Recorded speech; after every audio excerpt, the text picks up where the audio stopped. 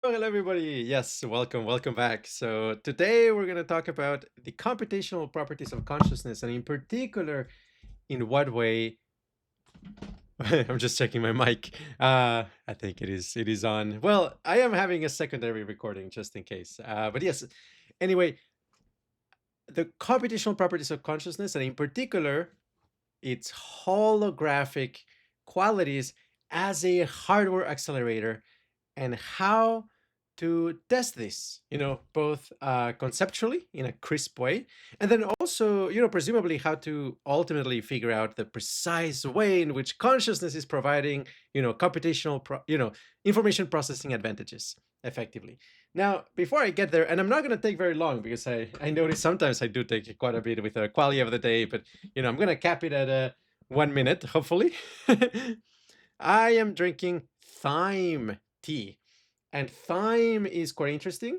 Um, Classic aromatic, molecules. I'll explain what I mean by that in a second. So, first of all, the classic thyme is mostly thymol, very high proportions of thymol, over like 50%, which is very characteristic. It's like, oh, this is obviously thyme. And to me, what this tastes like, what it reminds me of, is actually like black bean soup, Mexican style. I grew up in Mexico and I love black bean soup, kind of like with the rich aromatic notes, and usually it has a bunch of thyme. Now, I want to mention that there's kind of like three main things in thyme, which is like thymol, then aromatic molecules. I'll explain what I mean by that in a second.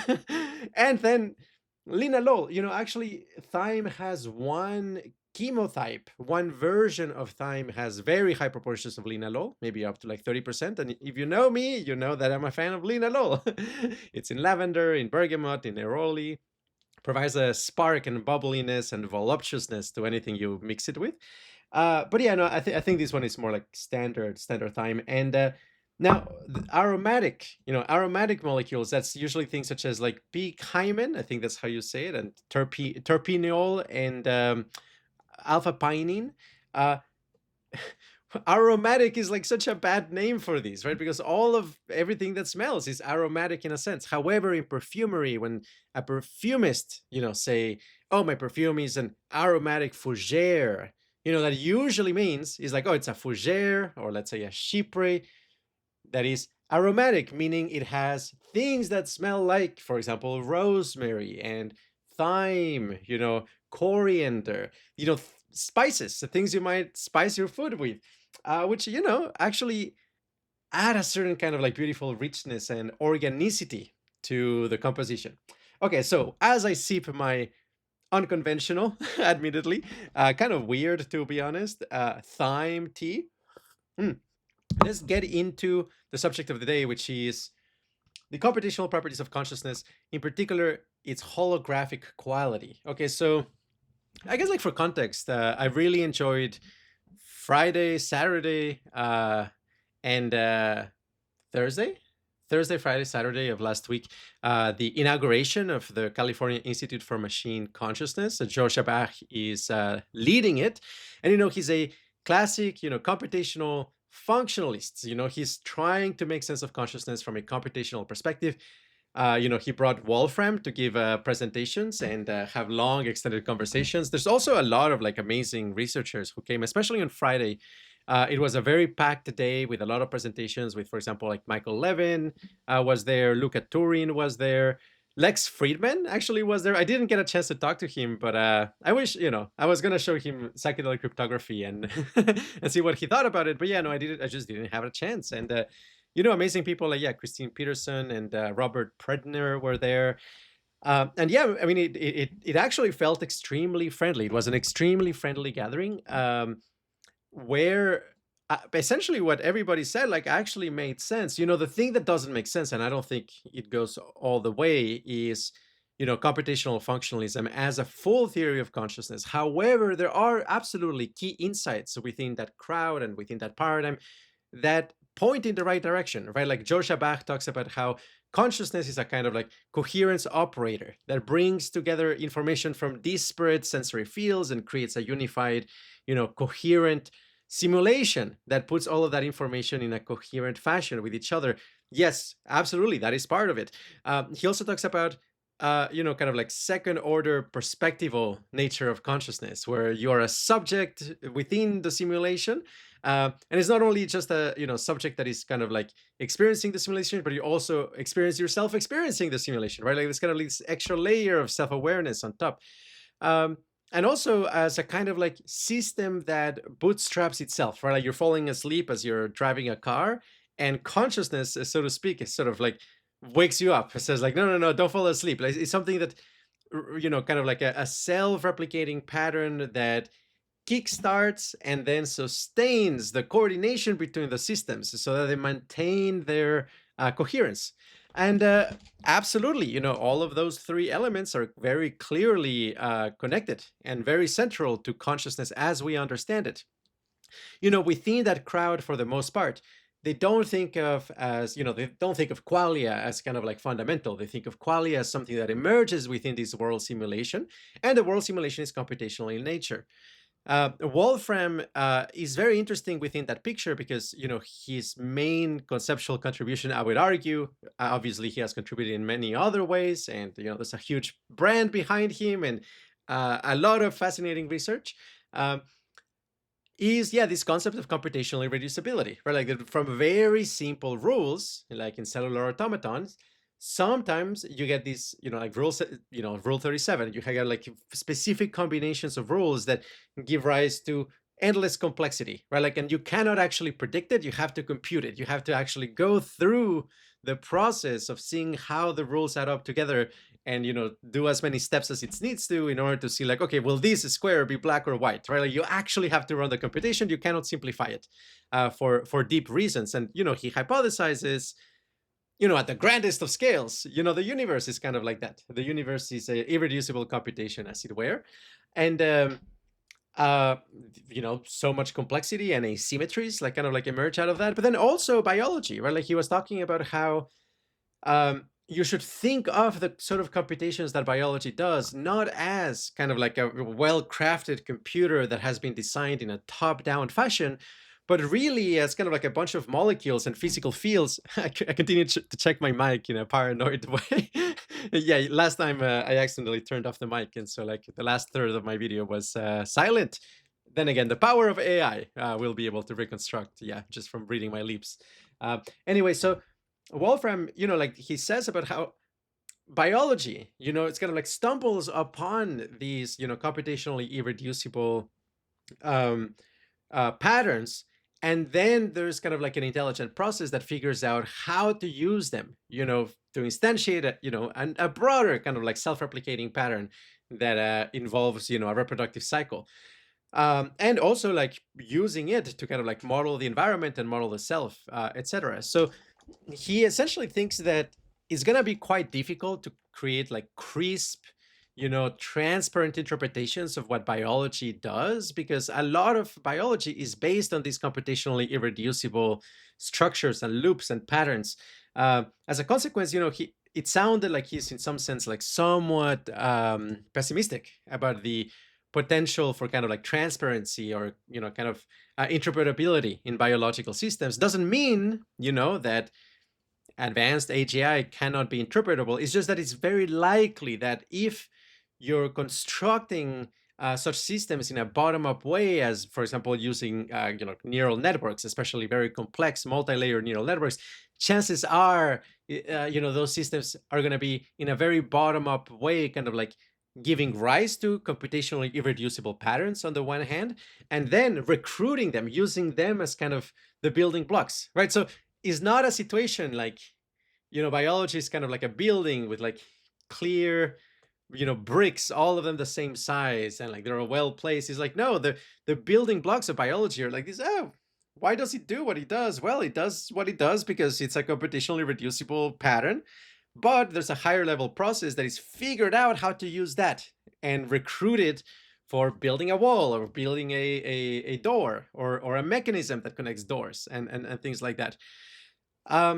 Okay, fascinating. I think that's definitely part of the picture. And in some sense, it actually foreshadows what I think is like special about consciousness, particular, right? Because from the QRI lens perspective from kind of like what we might describe as physicalist idealism, as opposed to computational functionalism. The very substrate of reality, is conscious, but it's not conscious in the full sense of, hey, there's a world simulation with a sense of self and second order perspectival qualities. No, it's more conscious in the sense of, hey, there is kind of like the raw kind of like precursors to qualia. And I don't mean to say that like a rock is made of specks of blue, because even blue might require a little bit kind of like this perspectival construction or like phenomenal space. Blue might be kind of like a possible paint of phenomenal space, as it were. So you may require like some further conditions, some symmetry breaking, some observers, so to speak, embedded within the topological pocket that instantiates that experience, and so on. However, I do think, yeah, kind of like the bare sense of subjectivity and the raw textures, kind of like the proto qualia. I mean, ultimately it is qualia, but it's qualia of a more basic kind, the sort of thing that maybe you might encounter in, like in the seventh jhana, these like very reified, primitive kind of like building blocks of self-awareness.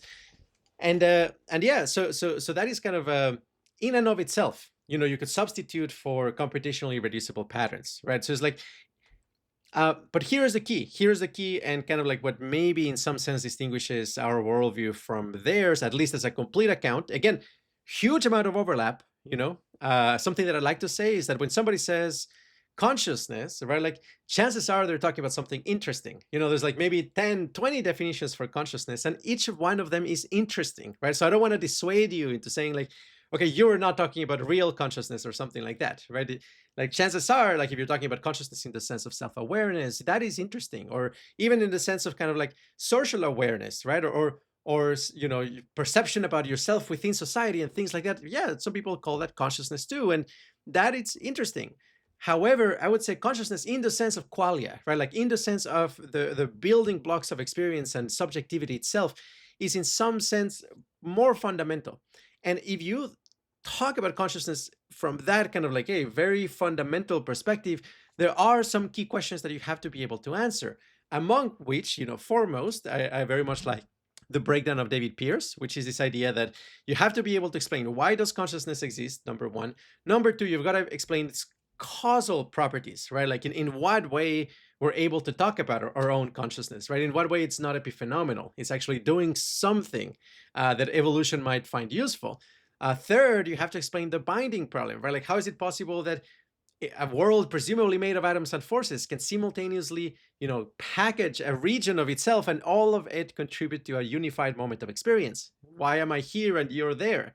If we're all part of the same kind of like field of physics, as it were, why are there these divisions? And then fourth, the palette problem. Where do all of the textures of qualia come from, and what is their interrelationship, and why, right? Like, why is there phenomenal color, and why is there synesthesia? Like, why is it possible to combine tactile sensations and smells, for example? Like, and what are the rules behind those combinations, right? So that would be the palette problem. Palette in the sense of kind of like, what is the range of paints that you have in order to make a painting, if you see what I mean, or the notes in a musical instrument that build up towards a composition. In particular, I think like the combination of the binding problem and the causal problem actually is very insightful. That I think like the unity of experience is part of what makes it causally efficacious. Like the fact that you have an integrated moment of experience, and seemingly you're instantiating a kind of like geometric or pseudo-geometric screen of consciousness that is itself being utilized for computation. Now, here's where the rubber meets the road. I am going to hypothesize that, fundamentally, the reason you're conscious is that these moments of experience, these integrated kind of information streams, are facilitating the communication between fields of different dimensionalities, or even just different geometries. And in particular, I like to use the following example. I like to say, hey, the tactile field is sort of like three-dimensional. There's like a three-dimensional sensory input, and then the visual field is kind of like two-dimensional, right? Like you have like a two-dimensional retina. Of course, you have two eyes, which provide the potential for like depth perception. In some sense, the visual field is 1.5D. But the actual sense of embodiment of like looking at, a window and having the sense of, hey, if I walk in that direction, I'm going to be able to touch the window. You anticipate tactile sensations, right? Through projective transformations of visual qualia, right? So there's a deep synesthesia. In fact, one of the key insights from the Canada retreat, this comes from Asher and Wisten and Roger and Cube Flipper. Cube Flipper, by the way, has touched upon the holographic properties of consciousness, and also recently posted about kind of like the path integral formulation of of moments of experience, which I recommend checking out and reading. Very much kind of like QRI perspectives, smooth brain perspectives, as it were. Anyway, it's a bit of a rabbit hole, but the point is that this crowd and within the context of a QRI research retreat, we sort of like arrived at the insight, that like all visual sensations are somatically tracked, that it is an anomaly when you have like kind of like pure vision. Roger Thiesdale wrote an article called On Pure Vision. You can find it on heart.qri.org, where he talks at length about this. And so it's actually unusual to have a visual experience that doesn't have kind of like a tactile component. It's not predicting, it's not encoding predictions of tactile sensations in potentiality, right? In some sense, all visual sensations kind of carry within them counterfactuals about how you would feel the world if you were to approach it in certain ways, right? Like, again, like the cup, like my visualization of this entails kind of like, hey, if I put my hand here, I'm going to feel warmth. That's kind of like part of the visual encoding. Okay, so all of this is to say that I think that the unity of consciousness, the kind of quasi-geometric, holographic, hey, like many pieces of information all at once, quality of experience is fundamentally working as a hardware accelerator for increasing the speed of communication and the coherence between sensory streams of different dimensionalities. This is actually a very non-trivial insight, and I think has like far-reaching consequences and implications. And I think it's also well supported from various points of view. In particular, it is well supported from the perspective that deep, cessation, when you actually experience kind of like you blank out of consciousness, deep in meditation, the ninth jhana, as some people call it, at least based on interviews and like talking to people who can experience this reliably, there seems to be a kind of projection of the sensory fields on top of each other in such a way that waves traveling in each of the sensory fields look identical.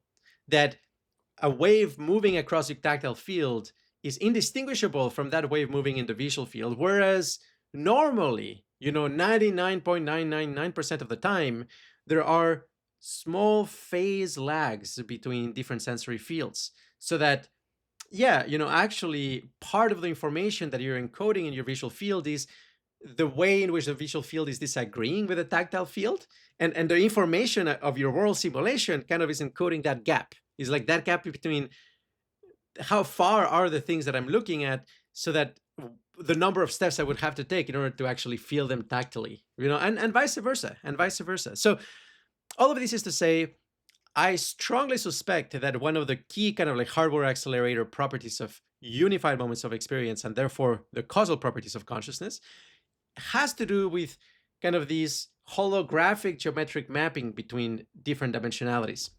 Now, this is fascinating and testable, and in fact, I'm currently writing and developing a kind of like proposal to do a research program around these, and the core idea is as follows.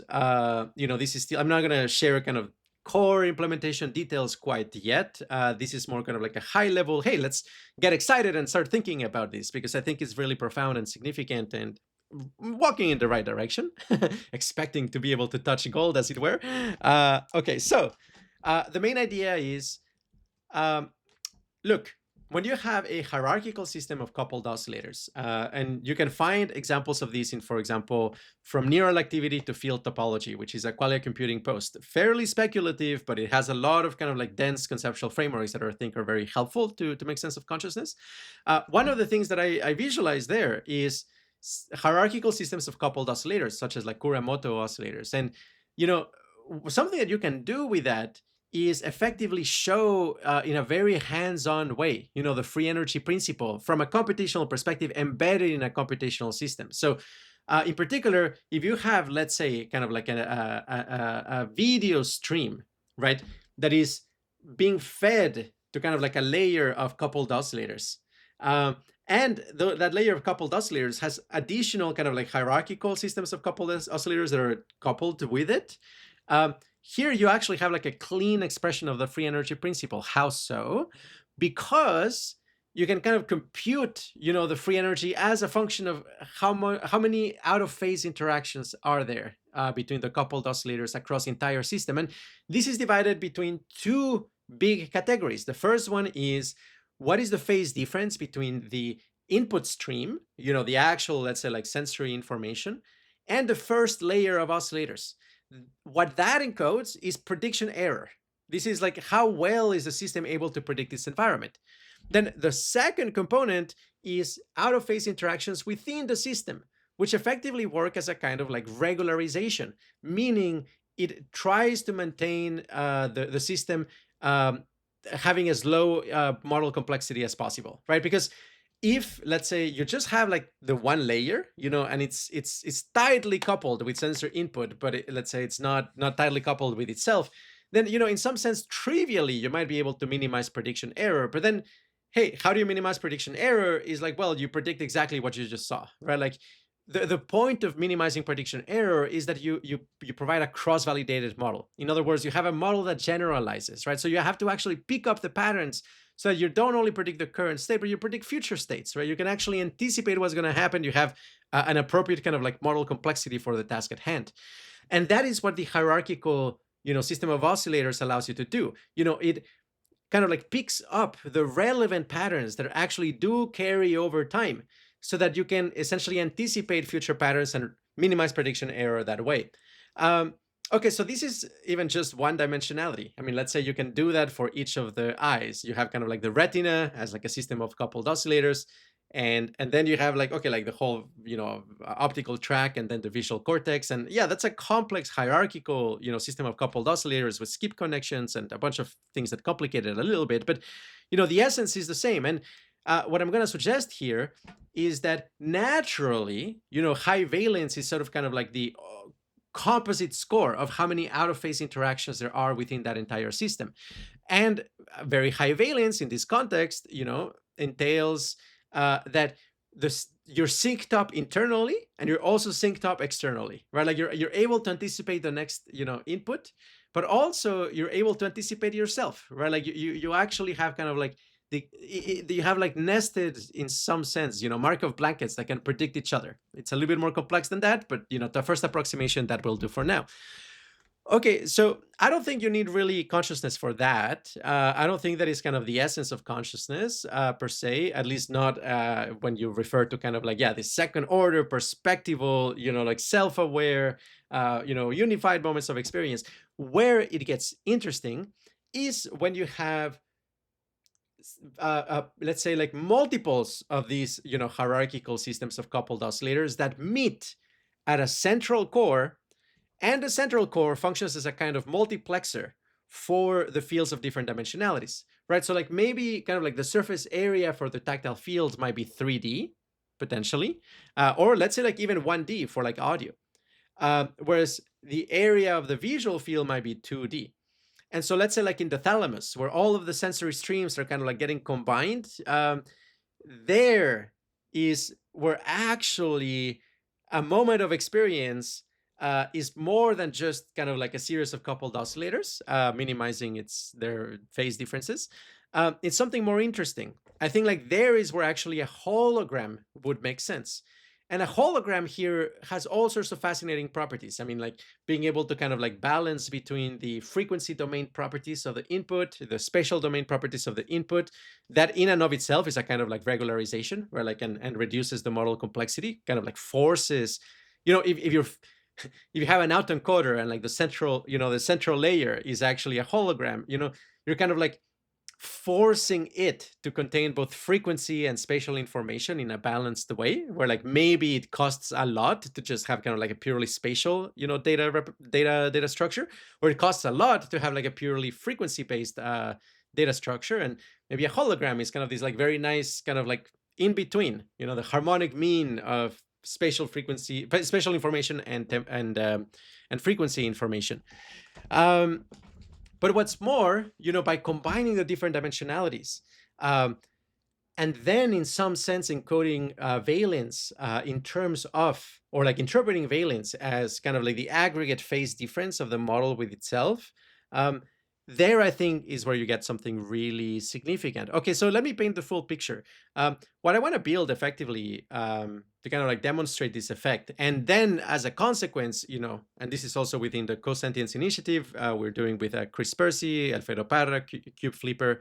We're essentially like seeking funding to generate high quality alternatives to computational functionalism and demonstrate that, hey, you can be smart and think in that way as well. You don't have to necessarily buy into computational functionalism. There's more to the story than that. What I want to do here is, okay, like in the standard kind of like fully classical model, let's say we apply kind of like a Joscha a Bachian kind of like perspective on consciousness, where, okay, yes, consciousness is kind of this like coherence operator, this like central, let's say like three-dimensional system of coupled oscillators that maybe it's like 4D. Actually, 4D would be ideal. And I was thinking about this earlier. I didn't quite explicitly say it, but you can also have, your world simulation also has like temporal depth. Now, the temporal depth is contained within each moment of experience, meaning that you have some kind of escalator or revolving door, right? Where like information about the future, what you're predicting the future states is kind of like stored at the edge of the system of coupled oscillators, and it's like slowly advancing, in just one direction until it hits the phenomenal present. And then it moves to the phenomenal past. Now, the prediction error, is computed relative to the senses in the phenomenal present. However, you're constantly, updating and maintaining information about your predictions of the immediate future. I think that's necessary. And essentially what I want to do is like set up the organism, as it were, the simulation of the systems of coupled oscillators embedded in a world with, for example, food and like other systems like it. And then demonstrate that organically, within some architectural constraints, you actually end up having kind of this like central core, having the behavior of something that is like functionally holographic. And in particular, where you can actually kind of like probe and see, hey, here is the phenomenal self. Like this pattern of oscillation is actually representing the organism as a whole. And that pattern of oscillation is embedded within, let's say, a bubble or like a kind of diorama-like simulation that represents its environment. And as the organism moves around, like the internal simulation, which again is completely bottom-up, right? It emerges out of the architecture and out of like trying to minimize prediction errors and internal inconsistencies. You will get kind of like naturally this sense of self and environment within that internal kind of like pocket, this coherence operator that bridges together like different sense modalities. That in and of itself I think would be pretty awesome. And then like something that we can do is through evolutionary algorithms and gradient descent, adjusting weights and modifying the architecture, study and explore under what conditions you actually get kind of this emergent self-modeling and how accurate it is and whether it's evolutionarily adaptive or not. Well, here's the kicker. What I want to do is actually have that central model, hook it up to essentially something like a model of nonlinear optics. Now, unless we actually use nonlinear optics, which I don't plan to do for the time being, essentially you need to kind of cheat a little bit. Not really. I mean, like it's not strictly speaking cheating, but it is cheating from the perspective of kind of other organisms that have access to the same substrate. Why? It's sort of like, imagine simulating organisms with quantum mechanical properties, right? Like if you're simulating in a classical computer, you will have to kind of like slow down the whole simulation and say, hey, hold on a second, I'm still doing the quantum computation over here, because it takes longer to do in a classical computer, right? However, from the point of view of kind of like the causal network observable by other organisms within that simulation, it would legitimately look like a quantum mechanical object. Does that make sense? Right? Like you're slowing everything down so that you can kind of like keep appearances.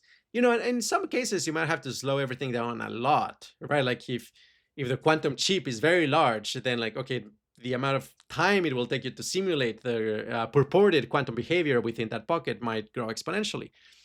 But we can cap it. We can say like, okay, you can only allow like up to like 5 qubits or something like that.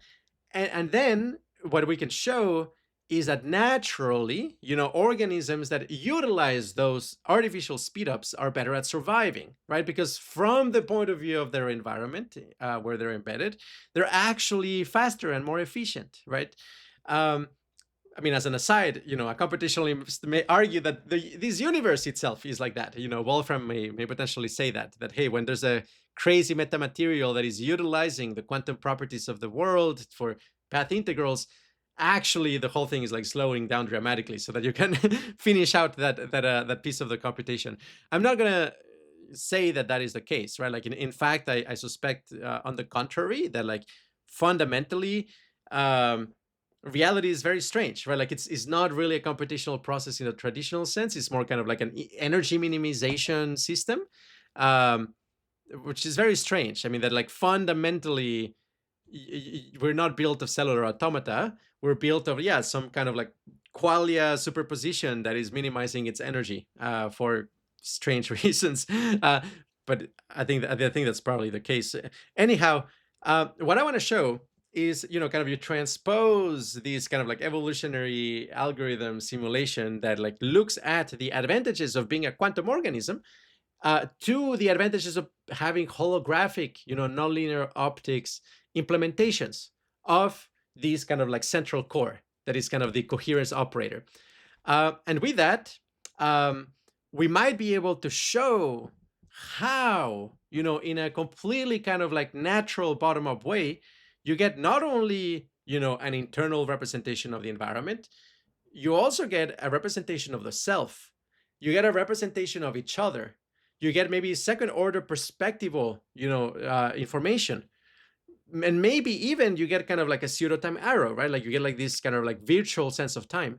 But then on top of that, and what's the kicker, the crown jewel of this project, this perspective, is you get the recruitment of hardware accelerators using nonlinear optics, in particular holographic information processing.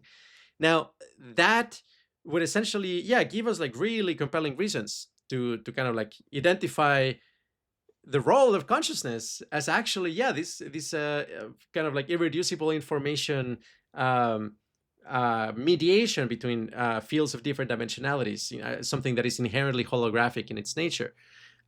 I will conclude with just like one tiny reflection, which is that it is very important to not confuse these with, for example, the Animats project within IIT with Giulio Tononi and others, where like, essentially what they were like showing is that in kind of like evolutionary simulations where you have, kind of like tiny organisms that use neural networks for kind of like navigating an environment. One of the things that they showed is that as the simulation progresses, the organisms express more integrated information, right? So in that way, they're kind of like trying to show how integrated information is evolutionarily adaptive. You kind of like expect it to emerge, just out of like an evolutionary systems.